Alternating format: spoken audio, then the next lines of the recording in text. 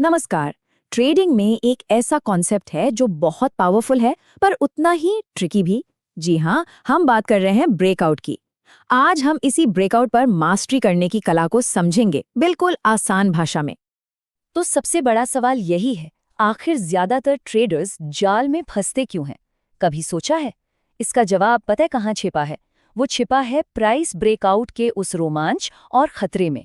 एक ऐसा पल जो या तो किसी को हीरो बना सकता है या फिर जीरो।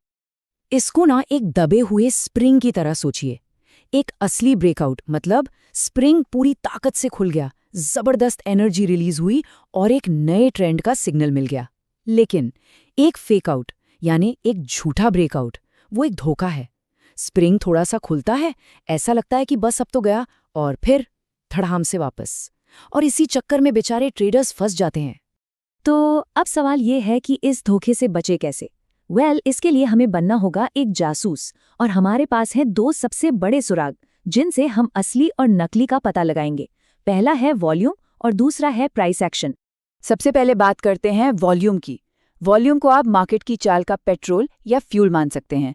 ये बताता है कि किसी प्राइस मूव के पीछे कितनी ताकत है, कितना दम है। सोचिए, अगर किसी ब्रेकआउट में वॉल्यूम का जोरदार उछाल नहीं है ना, तो मतलब गाड़ी में पेट्रोल ही नहीं है, वो ज्यादा दूर तक नहीं जा पाएगी। तो कितना वॉल्यूम? इसका एक गोल्डन रूल है। एक असली दमदार ब्रेकआउट में आपको एवरेज वॉल्यूम में कम से कम 2 से 3 गुना का उछाल दिखेगा। जी हाँ, 2 to 3x। जब इतना बड़ा जंप दिखे तो समझ जाइए कि ये छोटे मोटे लोगों का काम नहीं है। यहाँ बड़े खिलाड़ी यानी इंस्टीट्यूशंस मैदान में उतर चुके हैं, और ये एक बहुत बहुत बड़ा सिग्नल है। लेकिन रुकिए, वॉल्यूम तो कहानी का सिर्फ एक हिस्सा है। असली कहानी का दूसरा और उतना ही जरूरी हिस्सा हमें खुद कैंडल्स बताती हैं। देखिए, हर कैंडलस्टिक ना अपनी एक कहानी सुनाती है। अगर आपको एक सॉलिड बड़ी बॉडी वाली कैंडल दिखे, जैसे कोई एंगल्फिंग बार, तो समझिए बायर्स या सेलर्स पूरे जोश में हैं। लेकिन अगर आपको एक छोटी सी बॉडी वाली डोजी दिखे या फिर एक लंबी पूंछ वाली पिन बार, तो ये खतरे की घंटी है। ये चीख चीख कर कह रही है कि मार्केट कंफ्यूज है और ये ब्रेकआउट एक ट्रैप हो सकता है। ठीक है, तो अब हम असली और नकली ब्रेकआउट में फर्क करना सीख गए हैं। पर अब करना क्या है? इस पर एक्शन कैसे लेना है? चलिए, अब बात करते हैं 4 जबरदस्त स्ट्रैटेजीज की, जिनका इस्तेमाल करके ब्रेकआउट्स को ट्रेड किया जा सकता है। पहली स्ट्रैटेजी है सबसे सीधी सादी, द बेसिक ब्रेकआउट। इसमें कोई रॉकेट साइंस नहीं है।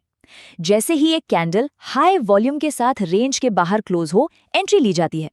स्टॉप लॉस को रेंज के दूसरे सिरे के ठीक बाहर लगाते हैं और अपना प्रॉफिट टारगेट अगले बड़े सपोर्ट या रेजिस्टेंस लेवल पर सेट कर देते हैं। सिंपल है ना? दूसरी स्ट्रैटेजी थोड़ी सेफ खेलने वालों के लिए है। इसका नाम है ब्रेकआउट रीटेस्ट। इसमें हम ब्रेकआउट होते ही कूद नहीं पड़ते। नहीं, यहाँ सब्र का फल मीठा होता है। हम इंतजार करते हैं कि प्राइस वापस आए और उसी टूटे हुए लेवल को एक बार फिर से टेस्ट करे। ये रीटेस्ट एक तरह का कंफर्मेशन होता है कि हाँ, ब्रेकआउट असली है। इससे एंट्री भी बेहतर मिलती है। अब आते हैं तीसरी और थोड़ी एडवांस्ड स्ट्रैटेजी पर, द 50% पुल बैक। इसमें हम प्राइस के और भी ज्यादा वापस आने का इंतजार करते हैं। कितना? पिछली रेंज के ठीक बीच तक, यानी 50% तक। ये स्ट्रैटेजी मार्केट के डीप पुलबैक का फायदा उठाती है और अक्सर इसमें रिस्क रिवॉर्ड रेशियो बहुत कमाल का मिलता है। और हमारी चौथी स्ट्रैटेजी है मूविंग एवरेज पुलबैक। यहाँ हम किसी फिक्स्ड लेवल का नहीं, बल्कि एक चलते फिरते यानी डायनामिक लेवल का इस्तेमाल करते हैं। ब्रेकआउट के बाद हम प्राइस के वापस किसी खास मूविंग एवरेज जैसे कि 50 MA तक आने का वेट करते हैं। ये मूविंग एवरेज एक तरह से चलती फिरती सपोर्ट या रेजिस्टेंस लाइन का काम करती है और हमें एक बढ़िया एंट्री पॉइंट देती है। लेकिन सुनिए, सिर्फ सही जगह एंट्री लेना ही काफी नहीं है। वो तो बस शुरुआत है। असली खेल, असली स्किल तो ट्रेड में घुसने के बाद शुरू होता है। अपने रिस्क को मैनेज करना और प्रॉफिट को मैक्सिमाइज करना। प्रोफेशनल ट्रेडिंग का सबसे जरूरी नियम सुन लीजिए।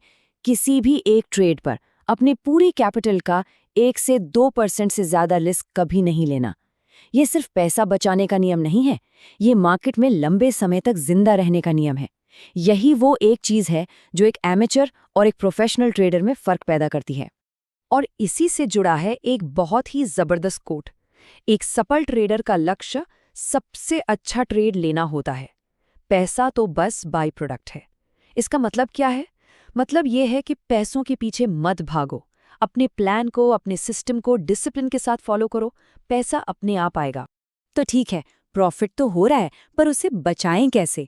इसके लिए एक बहुत स्मार्ट टूल है, ट्रेलिंग स्टॉप लॉस। मान लीजिए ट्रेड आपके फेवर में जा रहा है, तो आप भी अपने स्टॉप लॉस को थोड़ा ऊपर खिसका देते हैं।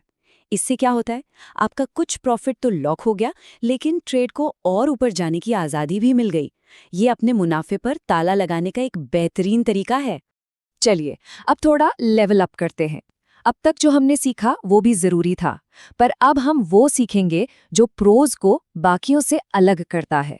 अब हम सीखेंगे एक इंस्टीट्यूशन की तरह सोचना, यानी इन पैटर्न्स के पीछे का क्यों समझना। देखिए, जो बड़े खिलाड़ी होते हैं ना, वो सपोर्ट रेजिस्टेंस की पतली पतली लाइनों पर ध्यान नहीं देते।